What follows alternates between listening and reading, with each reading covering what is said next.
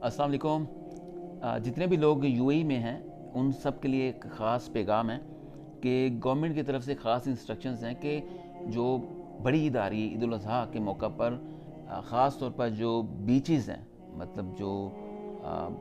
समंदर के किनारे हैं जहाँ पर लोग सैर व तफरीह के लिए जाते हैं, उनको ख़ास तौर पर फैमिलीज़ के लिए मुकर्रर कर दिया गया है कि इंस्ट्रक्ट किया गया है, हदायत जारी की गई हैं कि जो फैमिली मेम्बर्स हैं, मतलब जो फैमिलीज़ हैं सिर्फ वो जाएं, बाकी जो बैचलर्स हैं वो इन दिनों में अवॉइड करें, ताकि फैमिलीज़ की प्राइवेसी जो होती है वो मद्देनज़र रख के इन चीज़ों का ख्याल रखा जा सके, इनको मैनेज किया जा सके।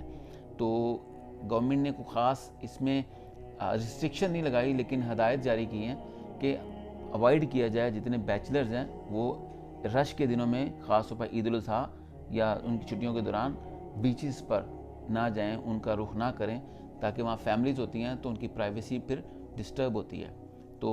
कोशिश करें, क्योंकि ज़ाहिर बात है जब इंस्ट्रक्शंस आती हैं तो फिर इदारे मुतहर्रिक हो जाते हैं, तो वहाँ पे इन चीज़ों पे नोटिस लिया जाएगा। अगर आप बैचलर्स वहाँ जाते हैं, कोई मस्ती मजाक करते देखे जाते हैं, तो उसके ऊपर एक्शन भी लिया जा सकता है। ये मेरी अपनी ऑब्जर्वेशन, मेरी अपनी राय है।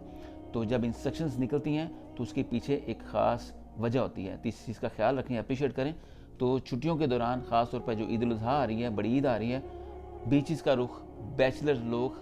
ना करें, सिर्फ फैमिलीज़ जाएं और उनकी प्राइवेसी का ख्याल रखा जा सके। Thank you so much,